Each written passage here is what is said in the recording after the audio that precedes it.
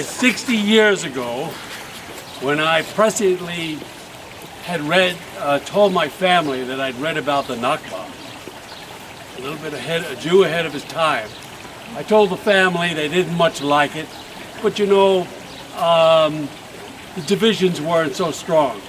It would have been a lot. It would have been a lot worse if I had told them I was voting Republican. Now, since that time, the divisions, the hatreds, and the fear. Remember that we are a people that have come through the Holocaust.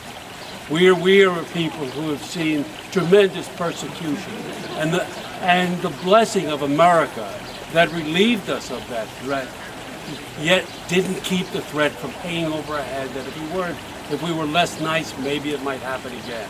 If we stood out too much, maybe it might happen again. And of course, injecting ourselves into a foreign land only made it worse, so that the divisions continue to grow. Now there are sides of the family, families where the beliefs are so embedded, where the fear is so embedded that one side can only interact with the other side if they don't mention it. So there's right now a cloud of not mentioning over parts of the family. So I didn't know that I would perhaps share this with you, but the thing has progressed to the fact that I can't say proudly, have a grandson who just joined the IDF. And he will be, I learned, he will be trained to drive a tank. And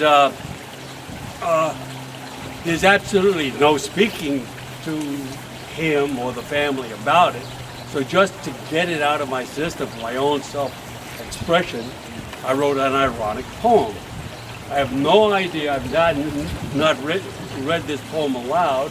It may fall very flat given the seriousness of today's meeting. But perhaps it means something because it's a personal expression by a Jewish grandfather about the politics in the family and our politics in the world. It starts out as a little explanatory note. Grab the soap. Gaza's children are bathing in blood. I've no hope to protest, or my name here is mud. These Zionists in my family would kill for one tear of remorse, more so since their son joined the Israeli Defense Force. My grandson's joined a gang. He's running with a gun. He went where Hebe hoodies hang. I hope he has a heap of fun. The boy's not much for politics, but he's aflame to join a cause. Not hip to propaganda's tricks, and in his case, he breaks no laws. You see, he's socially uncertain and awkward at the courtship dance, prefers to hide behind a curtain unless he's got the ordinance. Instead of sitting in a dusty carrel at Brandeis in his boring sophomore year, he's out there shooting Arabs in a barrel.